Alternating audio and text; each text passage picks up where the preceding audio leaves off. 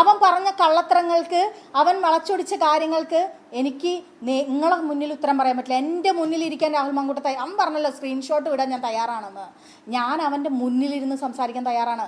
അവൻ പറഞ്ഞിട്ടുള്ള വളച്ചൊടിക്കലിന്, അവൻ തയ്യാറാക്കി വന്ന ചോദ്യങ്ങൾക്ക് അവൻ്റെ മുന്നിലിരുന്ന് എനിക്ക് സംസാരിക്കണം. അത് അവൻ്റെ വീട്ടിലായപ്പോൾ ഞാൻ തയ്യാറാണ്. അവൻ ഇന്നൊരു കാര്യം പറയട്ടെ, അവൻ രാഹുൽ മാങ്കൂട്ടം പാലക്കാട് മത്സരിച്ചാൽ എവിടെ മത്സരിച്ചാൽ എനിക്കെന്താ? എനിക്ക് എൻ്റെ ഓർമ്മയിൽ ഞാൻ രാഹുലിനോട് പാലക്കാട്, ഞാൻ ഇതിനെ ഒന്നും നിർവചിക്കാൻ പറ്റുന്ന ഒരാളെ അല്ല പാർട്ടിയിൽ. ഞാൻ രാഹുൽ നീ പാലക്കാട് മത്സരിക്കണമെന്നോ അല്ലെങ്കിൽ എനിക്ക് വ്യക്തിപരമായിട്ട് വിരോധമുള്ള ഒരാൾ തന്നെയാണ് രാഹുൽ മാങ്കൂട്ടം. പണ്ടേ വിരോധമുള്ള ഒരാൾ തന്നെയാണ്. അവനാ പറയുന്നത് എൻ്റെ ഏറ്റവും നല്ല സുഹൃത്തായിരുന്നു ഷഹനാസ് എന്ന്. എനിക്കതിൽ വളരെ ഇടയ്ക്ക് വന്നിട്ട് ലിറ്ററേച്ചർ ഫെസ്റ്റിന് എൻ്റെ ഫേസ്ബുക്കിലുള്ള എൻ്റെ ഫോട്ടോ കാണുമ്പോൾ അവനെന്തെങ്കിലും ഫീല് തോന്നുന്നുണ്ടെങ്കിൽ, അവൻ്റെ ലൈംഗിക വൈകൃതം കൊണ്ട് ഫീല് തോന്നിട്ട് എന്നോട് വന്ന് ലിറ്ററേച്ചർ ഫെസ്റ്റ് നടത്താൻ പറയുന്നത് അവൻ എൻ്റെ സുഹൃത്തായതുകൊണ്ടല്ല എന്ന് മനസ്സിലാക്കാനുള്ള ബുദ്ധിയും ബോധമൊക്കെ എനിക്കുണ്ട്. അവനേക്കാളും കുറച്ച് വർഷങ്ങൾക്ക് മുന്നേ ജനിച്ച ആളാണ് ഞാൻ. അവനേക്കാളും തീവ്രമായ അനുഭവങ്ങളിലൂടെ ജീവിച്ചു വന്നൊരു സ്ത്രീയാണ് ഞാൻ. മനസ്സിലായോ? അവനെ എന്നെ എന്താ പറയുക വന്നിട്ട് ഷഹനാസ് അങ്ങനെ ഷഹനാസ് എന്ന് 24 ചാനലിൽ വന്നിരുന്ന് ഡയലോഗ് അടിച്ചാൽ തകർന്ന് വീഴാൻ ഷഹനാസിനൊന്നുമില്ല. ഷഹനാസ് അവന് മെസ്സേജ് അയച്ചുവെന്നും കൃത്യമായ ധാരണയുള്ളതുകൊണ്ടാണ് ഞാൻ ഇന്ന് നിങ്ങളെ കാണാൻ നിൽക്കുന്നത്. അതിന് ഞാൻ തയ്യാറാണ്. ഇന്നും ഞാൻ പറയുന്നു, ഹാഷ്മിക്ക് മുന്നിൽ ഇരുന്നവർ, ഞാൻ ഹാഷ്മിനെ പോലെ വലിയ ഇൻ്റർവ്യൂവറൊന്നല്ല, പക്ഷെ ഞാൻ ഒരുപാട് ആളുകളെ ഇൻ്റർവ്യൂ ചെയ്തിട്ടുണ്ട്. എൻ്റെ മുന്നിലൊന്ന് നിങ്ങൾ മാധ്യമങ്ങൾക്ക് മുന്നിൽ ഫോൺ എൻ്റെ കയ്യിലോ നിങ്ങളുടെ കയ്യിലോ തന്നിട്ട് ഇരിക്കാൻ രാഹുൽ മാങ്കൂട്ടം തയ്യാറാവട്ടെ. ഞാൻ റെഡിയാണ്, ഞാൻ സംസാരിക്കാൻ റെഡിയാണ്. ഇനി അവൻ ചാനലിൽ വരുന്നില്ലെങ്കിൽ അവൻ്റെ വീട്ടിൽ പോകാൻ ഞാൻ തയ്യാറാണ്. ഞാൻ ഈ പറയുന്നത് സ്ത്രീകളോടാണ്. നിങ്ങൾ ആരെയായി പേടിക്കുന്നത്? ഇവൻ വന്ന് പറയുന്ന പേരിനെയോ, ഇവൻ കുറേ പറഞ്ഞ പേരുകളിലുള്ള പെൺകുട്ടികളോടൊക്കെ ഞാൻ പറയുന്നത്, ഇവൻ്റെ വിചാരം ഇവൻ എന്തോ ഒരു കാമദേവനാണെന്നാ. എല്ലാ കേരളത്തിലുള്ള സ്ത്രീകളും ഇവൻ്റെ പിന്നാലെയാണെന്ന് അപ്പം വരുത്തി തീർക്കുന്നത്.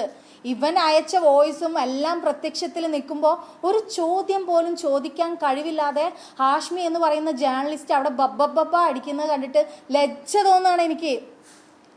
വാക്കുകൾ കൊണ്ട് അമ്മാനമാടുന്ന ഒരു മനുഷ്യനാണ് ഹാഷ്മി. അയാൾ എന്താ പറയുന്നത് അവിടെ?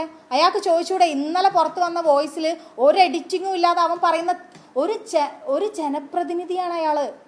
രാഹുൽ മാങ്കൂട്ടം എന്ന് പറയുന്ന വ്യക്തിക്ക് ഞാൻ നിയമം അനുശാസിക്കുന്നതേ ചെയ്യുന്നുള്ളൂ എന്ന് വീരപ്രതിവാദം നടത്താൻ സാധിക്കുന്നത് എങ്ങനെയാണ്? അയാൾ ഒരു MLA ആണ്. ഒരു പ്രശ്നം തീർക്കാൻ ഒരു വീട്ടിൽ പോയിട്ട് ആ പെണ്ണിനെ ഗർഭിണിയാക്കിയിട്ട് ഞാൻ നിന്നെ കെട്ടിക്കോളാം എന്ന് പറയുന്നതാണോ ഒരു MLAയുടെ ധാർമ്മികത എന്ന് പറയുന്നത്? ആണോ? അതിനെക്കുറിച്ചൊന്നും ഒരു ചോദ്യം പോലും 24 ചാനലിലുള്ള ഹാഷ്മി ചോദിച്ചില്ല എന്നുള്ളത്, അല്ലെങ്കിൽ ചോദിക്കേണ്ട ഒരുപാട് ചോദ്യങ്ങൾക്ക് മിണ്ടാതിരിക്കുന്ന ഹാഷ്മിയെ കണ്ടതിൽ വേദനയുണ്ട്. ഒരുപാട് പെൺകുട്ടികളുണ്ട് കരഞ്ഞിരിക്കുന്ന. ഇതിൻ്റെ പിന്നിൽ പരാതിയുമായിട്ട് വന്നിട്ടുള്ളത് 3 പെൺകുട്ടികളാണെങ്കിൽ അതിനപ്പുറം ഒരുപാട് പെൺകുട്ടികൾ ഇതിൻ്റെ പിന്നിലുണ്ട്.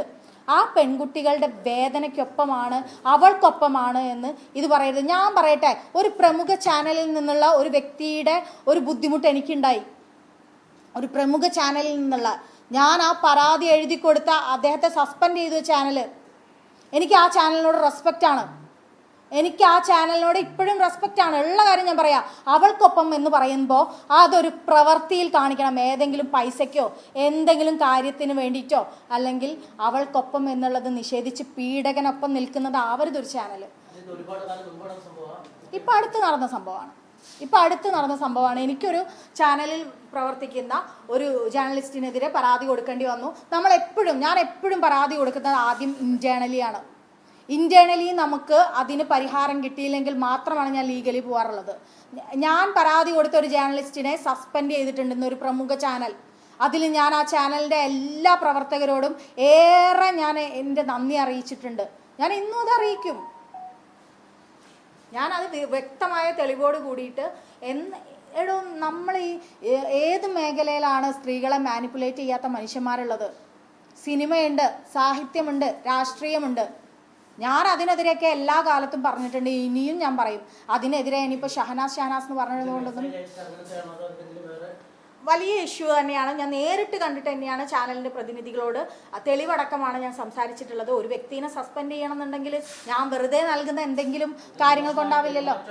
മോശമായ അനുഭവം എനിക്ക് ഉണ്ടായതുകൊണ്ട് തന്നെയാണ്, മോശമായ അനുഭവം എനിക്കുള്ളത് കൊണ്ടാണ്. പിന്നെ അല്ലെങ്കിൽ നമ്മൾ ഇതൊന്നും അനുഭവിക്കാതെ ഇരിക്കണമെങ്കിൽ, ഇതിനെതിരെ പ്രതികരിക്കാതെ ഇരിക്കണമെങ്കിൽ നമ്മളൊക്കെ വീട്ടിൻ്റെ അകത്തിരിക്കണം. ഞങ്ങളെപ്പോലെയുള്ള സ്ത്രീകൾ അത് പറ്റില്ല. ഞങ്ങളെ പോലെയുള്ള കുറേ സ്ത്രീകൾ വെട്ടിപ്പിടിച്ചു തന്ന മാർഗത്തിലൂടെ മുന്നോട്ട് നടക്കുന്ന ആളുകളാണ് ഞങ്ങൾ.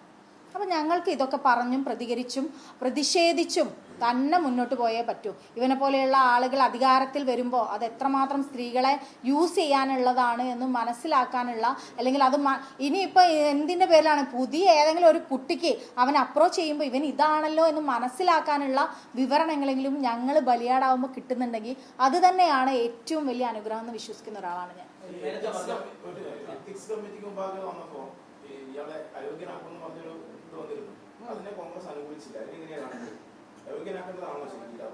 രാഹുൽ അല്പമെങ്കിലും നാണം ഉണ്ടെങ്കിൽ എപ്പോഴോ MLA സ്ഥാനം രാജിവെക്കണം.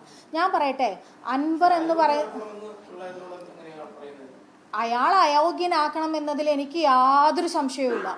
ഞാൻ ഇനിയും നിങ്ങൾക്ക് മുന്നിൽ സംസാരിക്കാനും എനിക്കെതിരെ എന്നോട് എങ്ങനെയൊക്കെ സമീപിച്ചിട്ടുള്ള ആൾക്കാരെ കുറിച്ച് പറയാനും ഞാൻ ഈ നിമിഷം വരെ തയ്യാറാണ്. അത് ഇനിയിപ്പോൾ വളരെ പ്രഗത്ഭരായിട്ടുള്ള ആളുകളുണ്ട്, വളരെ മോശമായിട്ട് പറഞ്ഞ ആളുകളുണ്ട്. സ്ത്രീകൾ എന്ന് പറഞ്ഞാൽ എഴുത്തിൻ്റെയും സാഹിത്യത്തിൻ്റെയും രാഷ്ട്രീയത്തിൻ്റെയും ഒക്കെ മേഖല, ഞാൻ ഈ സാഹിത്യത്തിലും രാഷ്ട്രീയത്തിലും നിൽക്കുന്നതുകൊണ്ടാണ് എനിക്ക് ഇത്തരത്തിലുള്ള ഒരുപാട് ആളുകളിൽ നിന്ന് പലതരത്തിലുള്ള അപ്രോച്ചുകൾ വരുന്നത്. അത് നിങ്ങളുടെ മീഡിയ അടക്കമുള്ള, അതുകൊണ്ടാണ് ഞാൻ ഇപ്പോൾ ഇത് പറയേണ്ടി വന്നത്. അപ്പം നമുക്ക് ഇത് പറയേണ്ടി വരികയും പ്രതികരിക്കേണ്ടി വരികയും ചെയ്യുകയാണ്. അത് ഞങ്ങൾ ചെയ്തുകൊണ്ടേയിരിക്കും.